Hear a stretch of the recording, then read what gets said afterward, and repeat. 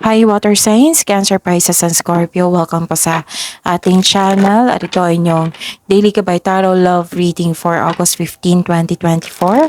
Please be reminded kung naka-resonate kayo, comment down. Kung hindi kayo naka-resonate, ibigay niyo po sa iba kasi general reading po ito. This is for you, Cancer, Pisces, and Scorpio, ngayong August 15, 2024. Spirits Guide, ano po yung gustong sabihin ng person ni Cancer, Pisces, and Scorpio sa kanila ngayong August 15, 2024? I need 3 cards po. I have to deal with my pain to be able to open my heart to love again.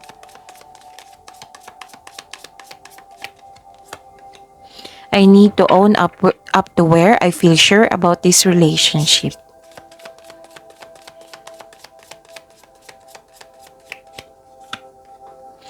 I feel empty without you. Down itong taong to ngayon. Na-miss ka niya. Spirits Guide, ano po yung energy ni Cancer, Pisces, sa Scorpio sa love life nila ngayong August 15, 2024? The clarification of this card po.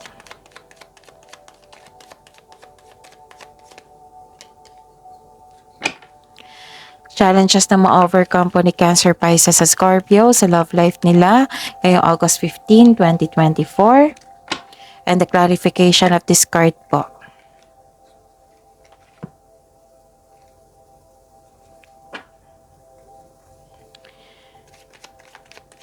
Spirits Guide, kamusta po ang feelings ng person ni Cancer, Pisces, sa Scorpio ngayong August 15, 2024?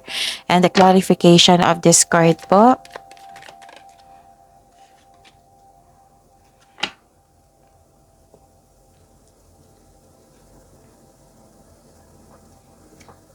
Okay. Kamusta ang energy mo, Cancer, Pisces, and Scorpio? Nakikita ko dito na nagkaroon ng persistence, self-reliance. Para sa mga single dito, makakaranas ka ng hirap sa pagtanggap ng bagong tao sa buhay mo. Gusto mong pumasok sa bagong relasyon pero guarded po kayo. Ang sabi po ng card niyo po dito na try to fix and forgive yourself muna bago tumanggap ng tao. Okay? Para sa mga marelasyon sa buhay mag-asawa, mahaba ang pasensya mo sa isang tao dito.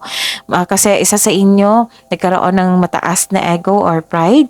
Nakaramdam kayo ng pagod pero ayaw niyong sumuko. So, kailangan niyong mag-usap po dito. Okay? Nakikita ko rin dito na naging impatient kayo or nainip. Parang may hinihintay kang tao or pagkakataon or sign bago ka kumilos. And challenges na ma-overcome nyo po sa love life nyo. Nakikita ko dito na you felt sad. You felt sad and guarded at the same time. Malungkot dahil sa pagkawala ng bagay or tao or may naalala kayong trauma na nag-cause ng trauma sa inyo o may naalala kayong ganap na nag-cause ng trauma sa inyo. Sabi po ng card dito, lilipas din po ito. Tapos, i-express nyo lang po yung pakiramdam nyong sadness and disappointment. Okay? Para ma-express mo ito na at ma-release. Kung kailangan iiyak, iiyak nyo po yan. Guarded na po kayo dito. Kitang-kita ko na guarded ka at nag-iisip, nagbabalanse po kayo. Parang gagawa po kayo ng decision po. And, kamusta ang feelings niya? May celebration ako nakikita dito. Pero, hindi siya masaya. It might be this is your monthly anniversary. Pero hindi siya masaya. Kasi, yun nga, nasaktan siya. Pero, may nakita ko ditong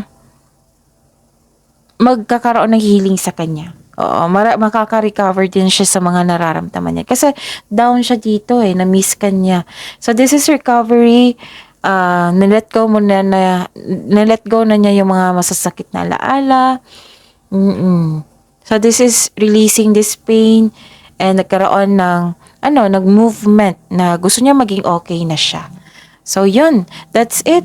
See you tomorrow, Cancer Pisces sa Scorpio. Please like, subscribe, and click bell button for notification para updated po kayo sa daily tarot reading natin. Maraming salamat po.